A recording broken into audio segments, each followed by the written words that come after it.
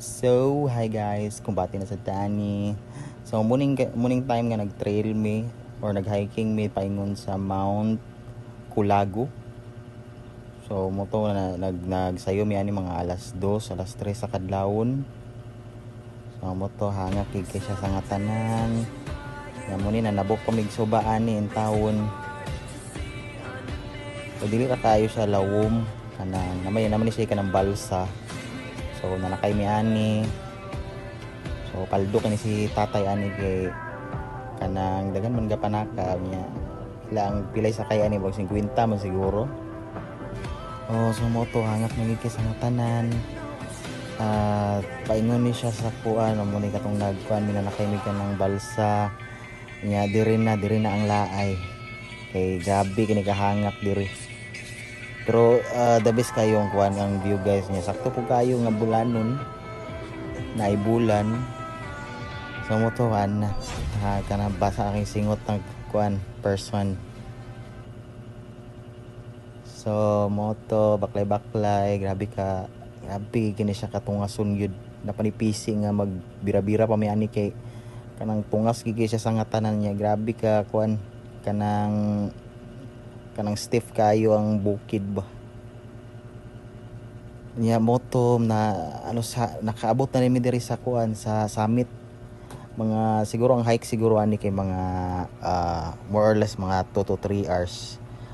For the best kayo pag-abot dito guys kay grabe kini siya, dili ni siya maklaro diri pero grabe ka kusog ang hangin niya, grabe ka bugnaw. Matay tulo-tulo lagi mo sipon lagi. Nya nakaabot mi sa sunrise nya mo na ni pagkakuan mo na ning grabe ka kanang makasenti-senti gid ka ba ang view kay the best gid kayo. By the way dapit sa Impasugong din ni siya guys nya kanang duol ra ni siya sa kanang Paminahawa Ridge.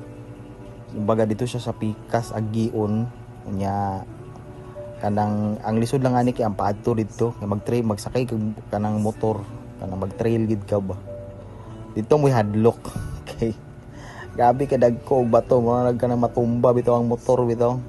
Pero wala guys, tanawa ra gud ninyo, grabe ka kuano, grabe ka tsada ang view.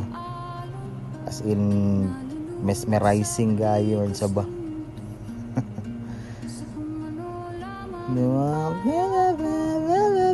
Praise the Lord. Oh, diba?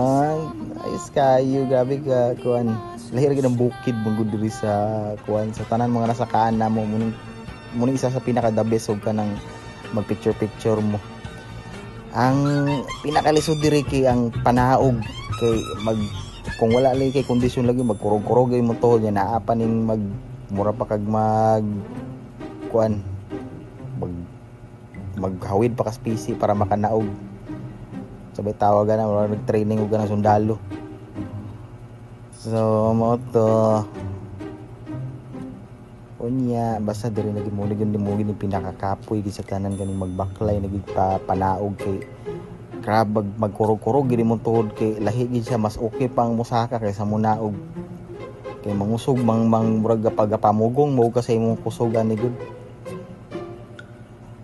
nya moto diri mo pinakakapoy gid sa tanan kay kapoy na gani kay layo kayo ang bagtasunon unya grabe pa kainit kasi grabe gid kini kainit nga time murag alas 1 mo siguro ni nga kuan alas 8 nga na. So more to guys, that is for today's video.